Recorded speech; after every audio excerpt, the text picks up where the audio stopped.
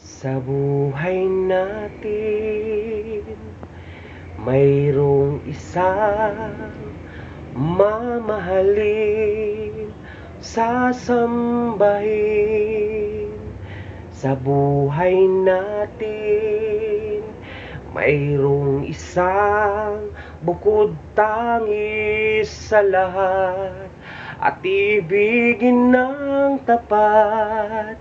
Ngunit sa di sinasadyang pagkakataon, at para bang ika'y nilalaro ng panahon, may ibang makikilala, at sa unang pagkikita may tunay na pag-ibig na madarama.